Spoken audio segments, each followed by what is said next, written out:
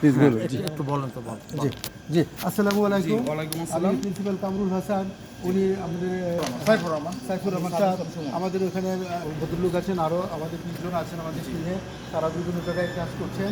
আমরা নামাজ পড়ে আপাতত আমরা কার্যকরী সমাপ্তি।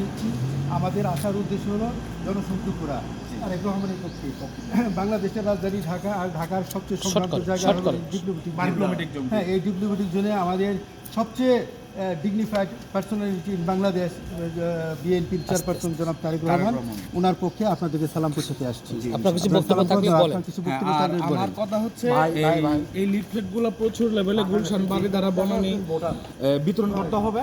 প্লাস আর গত পরশু আমি একটা গুলশান 8 নাম্বার 108, 112, 113 একটা জিনিস খেয়াল করলাম, রিক্সাওয়ালাদেরকে রিক্সার মধ্যে উঠতেছে উঠার পরে টাকা বের করে নোট দিতেছে। নোট এটা তাদের ভাড়া প্লাস কথা বলতেছে যে আপনারা দুইজনকে দেখছেন, এবার আমরা চাই স্লোগান থাকবে একটাই, নতুন মুখ দেখবেন। তার মানে এটা কি বুঝাইতেছে?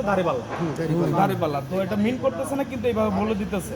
তো আমার ক্ষেত্রে আমি একজন জিয়ার সৈনিক, জিয়ার আদর্শ ধারণ করি, সেই ক্ষেত্রে প্রচুর লেভেলে আমাদের এই গুলশান বারিধারা সোসাইটির ভিতরে লিফলেট বিতরণ করতে হবে। প্লাস এই জিনিসগুলো ছড়াই দিতে হবে সবার মধ্যে। আর ক্লাবগুলো করতেছে তাদেরকে যেভাবে হোক আমাদের প্রতিহত করতে হবে। ধন্যবাদ আপনাকে, ধন্যবাদ।